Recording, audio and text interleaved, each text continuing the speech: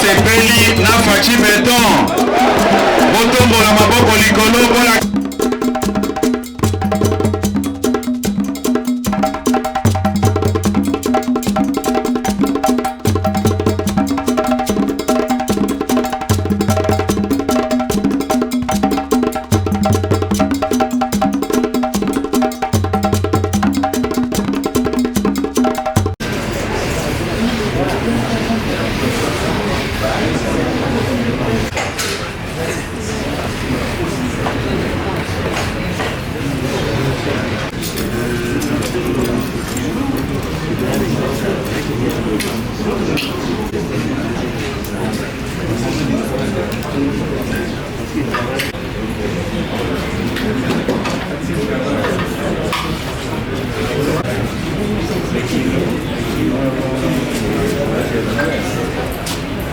Et aux priorités de notre pays, c'est-à-dire la santé dès la naissance pour un futur meilleur. Et vous savez comment le chef de l'État, son exemple Félix-Antoine Tshisekedi Tshilombo, a mis une emphase sur la prise en charge des nouveau-nés, bien sûr de leur maman, de telle sorte que dès la naissance, la santé soit considérée comme une priorité. Et nous avons donc, si vous vous rappelez, lancé la gratuité de la maternité. Ça fait déjà plus d'1 an. Et nous avons déjà plus d'1,5 million mamans et leurs enfants qui ont été pris en charge. Et c'est un programme majeur du gouvernement et qui est en cours avec bien sûr les aléas d'un programme à son début, mais le résultat est impressionnant parce qu'on a pris en charge 1,5 million mamans gratuitement en charge avec leurs enfants. Et donc c'est pour cela que je dis que je suis content que cette journée de la santé soit consacrée, le thème soit celui de la santé à la naissance, parce que nous faisons aujourd'hui face aux urgences, mais ces urgences-là doivent être intégrées dans le futur de notre population, de notre pays. La situation de la catastrophe de l'inondation qui a eu lieu suite aux pluies diluviennes qui sont abattues sur la ville-province de Kinshasa et la province du Congo central nous a préoccupés tout le week-end. Et depuis samedi dans la nuit, nous sommes en train d'intervenir pour pouvoir sauver les vies. Et le ministère de la Santé est toujours en première ligne parce que, comme je l'ai dit, je le répète, toutes les catastrophes finissent par être des catastrophes sanitaires. Il n'y a aucune catastrophe qui ne devient pas une catastrophe sanitaire. Déplacement de population, ça devient un problème sanitaire. Violence basée sur le genre, ça devient un problème sanitaire. Inondation, c'est un problème sanitaire. Écoulement des terres, c'est un problème sanitaire. Bref, toutes les catastrophes sont des catastrophes sanitaires. Mais donc le secteur de la santé, c'est vraiment l'entonnoir des problèmes sociaux de la société. Et hier, nous étions encore effectivement aux prises avec cette catastrophe parce que les pluies diluviennes qui sont abattues dans le Congo central ont finalement déferlé de manière spectaculaire sur la rivière Ndjili et Lukaya qui ont cédé. Et malheureusement, il y a eu beaucoup de dégâts. Il y a plus de 5000 familles qui ont été impactées. Il y a 30 morts, 30 décès au niveau de la ville province de Kinshasa. Nous avons une vingtaine de mamans, de blessés qui sont hospitalisés. Et nous avons, comme d'habitude, dans ces périodes-là, on a toujours de bonnes choses. On a 2 mamans qui sont enceintes et une qui a accouché, la maman et le bébé vont très bien. Et donc, telle est la situation sanitaire liée à cette catastrophe-là. Et j'aimerais peut-être écouter les questions des journalistes pour préciser les choses, s'il y a besoin de le faire. Voilà, merci. Chers collègues, on ne posera que 4 questions ce jour, parce que le ministre devra partir. Alors,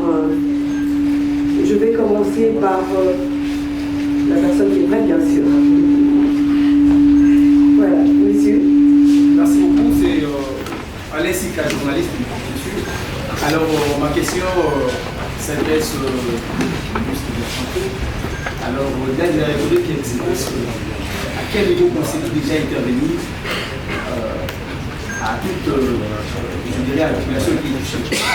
Et est-ce que avez-vous déjà saisi également le ministère de la Santé, le ministère de Transport, qui essaie également de travailler en synergie, puisqu'il y a déjà la voie, je dirais, la communication routière qu'il faut déjà insérer sur ça. Merci. Une deuxième question.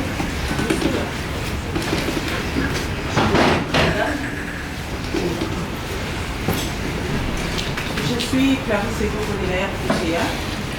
J'ai vu ce matin que la prise en charge s'est faisait déjà, c'est-à-dire que les sinistrés s'étaient déjà enregistrés, je l'ai vu au stade. Mais comment ferez-vous la prise en charge comme la politique? Oui, je disais, je suis Clarisse Ego de la RPGA. La prise en charge s'est faite déjà parce que les sinistrés s'enregistrent au stade, dans un stade, je crois, Tata Raphaël ou le stade des Martyrs. Comment se fera la prise en charge de ces sinistrés, mais aussi, est-ce que vous craignez une épidémie? Est-ce que les dispositions sont prises pour parer la route à cette épidémie? Merci. Je précise que la toute dernière sera en Lingala. Alors je pose encore une question avant celle en Lingala. Monsieur.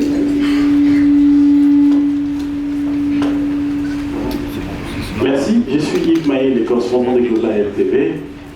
J'aimerais savoir, monsieur le ministre, est-ce une victime de la pluie diluvienne qui s'est abattue du 4 au 5 avril dernier dans la ville de Kinshasa? C'est vrai que nous avons appris ce matin qu'ils sont hébergés à la place au centre de Tata Raphaël, les sites où se servaient aux athlètes du 9e jeu de la francophonie.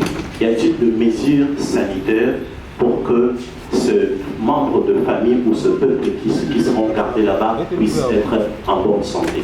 Et autre chose également, est-ce que le gouvernement va prendre en charge le mort que nous avons enregistré dans la ville de Kinshasa? La toute dernière en Lingala, s'il vous plaît. S'il n'y a pas en Lingala, on prend le plus en français ou en anglais.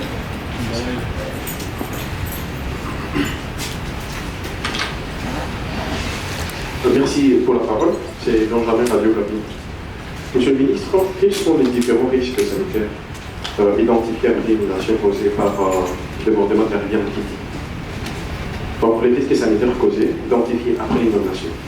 Après cette question, quelles mesures concrètes le ministère de la Santé publique met-il en place pour prévenir une crise épidémiologique? Merci. Merci beaucoup. Ok. Bien, merci beaucoup. Alors, à quel niveau on intervient au niveau du ministère de la Santé? Ben, c'est très simple. Nous avons déployé un dispositif pour que tous les soins médicaux découlant de cette crise soient pris en charge. C'est la même question qui revient un peu, mais je vais donner donc une réponse générale, globale par rapport à ça. Le stade Tata Raphaël, nous avons décidé ça cette nuit, et on a commencé à prendre les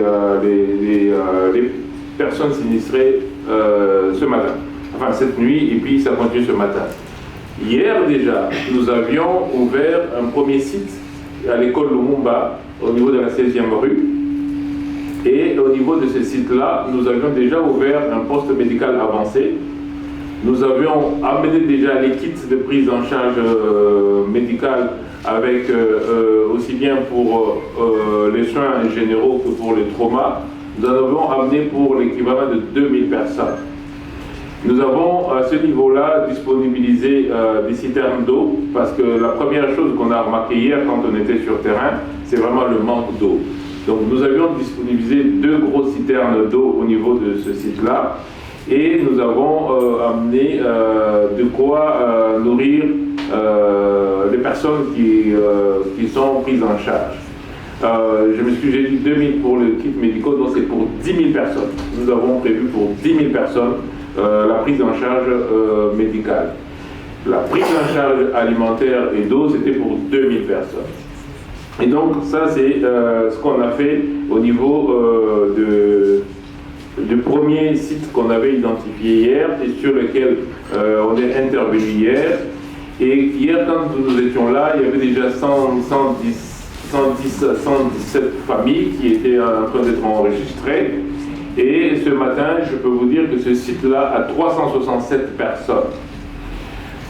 Au niveau du site maintenant qu'on a ouvert, du stade Raphaël, où nous sommes maintenant déjà en train de mettre le même dispositif médical et le même dispositif de prise en charge alimentaire et d'eau, nous avons actuellement 595 personnes.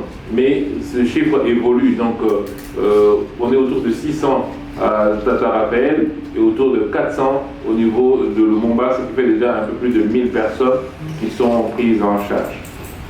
Maintenant, par rapport aux hospitalisés, nous avons 20 personnes, comme je l'ai dit, qui sont à Bijana et ces personnes-là sont prises en charge gratuitement pour répondre à la question de savoir quelles sont les mesures qu'on prend et sont prises en charge gratuitement. Donc nous ne demandons pas l'intervention des familles pour la prise en charge des personnes sinistrées. Alors,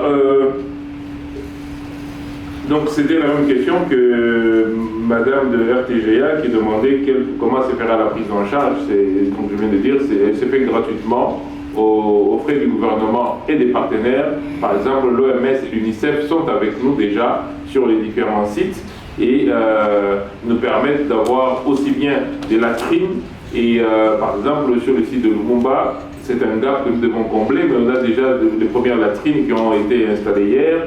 Nous avons installé hier des tentes pour pouvoir accueillir les gens, mais comme c'est une école, il y a aussi des salles de classe qui sont prises en charge. C'est pour ça que nous avons décidé d'aller au stade de Raphaël, parce que là, il y avait eu le jeu de la francophonie, il y a des infrastructures pour loger beaucoup plus de monde et pour les prendre en charge de manière beaucoup plus sécuritaire et dans les meilleures conditions. Alors, est-ce que le ministère des Transports est impliqué? Oui, parce qu'en fait, la coordination de la riposte est faite par le vice-premier ministre, le ministre de l'Intérieur.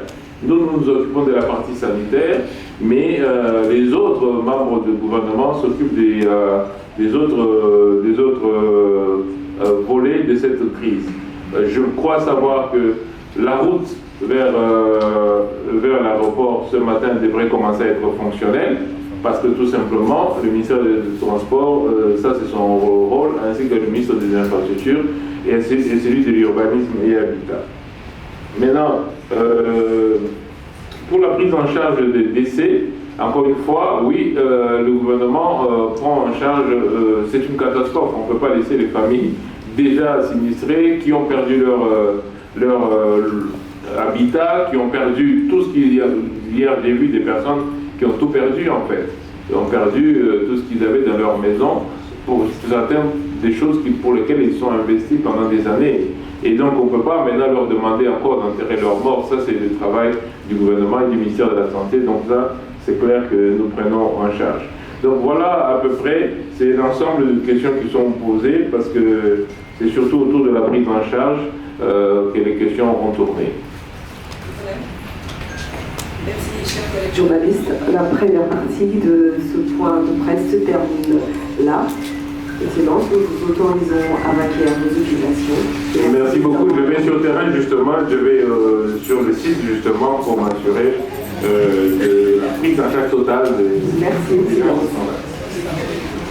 Merci beaucoup à tous. On va se lever pour prévenir les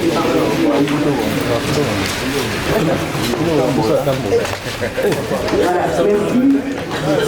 Chers collègues journalistes, vous restez dans la salle pour des points de situation ardente. Vos caméras seront fermées ou éteintes. Et toute information supplémentaire, vous les aurez par nos canaux de communication. Et merci à vous.